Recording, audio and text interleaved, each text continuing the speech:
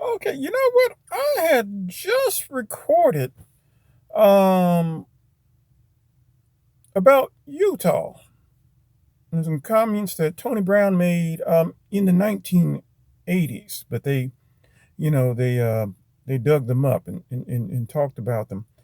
Um and I just did it moments ago, but I wanted to bring up something else here. And that is um that the LDS Church did, Latter-day Saints Church, um, did or does still hold a very special place in their heart for, if you will, the idea of Deseret, um, you know, for the place of Deseret, which of course is, Utah now. Um, Now I haven't been back there. I'm trying to think the last time I was back there. I want to say, I think 2009. So it's been a while, since I taught at that university.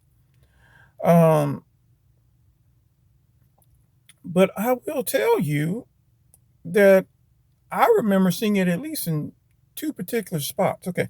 One of them was, and I would imagine that probably things have changed now, maybe, perhaps, but,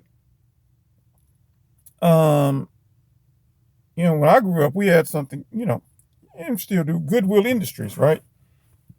You no doubt are familiar with Goodwill, and obviously secondhand clothing and job training, particularly for those with special needs.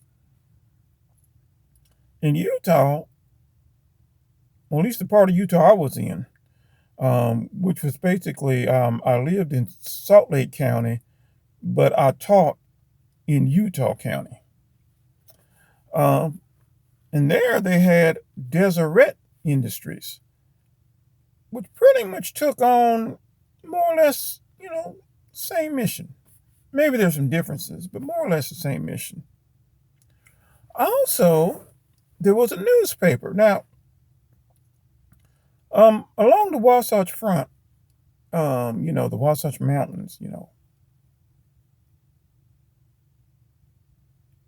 conurbation that you have with, Salt Lake County, Utah County, Davis County, and probably a few others that are not immediately coming to mind.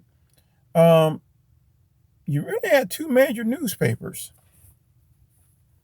Now, one of those newspapers was the Salt Lake Tribune, and you would sometimes hear in the newspaper, if you hear something that seemed like to be either a moderate or liberal stance, you would hear people say, "Oh my goodness, of all places, the Salt Lake Tribune." Now, what they didn't know was the Salt Lake Tribune tended to be, if you will, a more moderate, perhaps, leaning upon what you may consider to be a mildly liberal newspaper.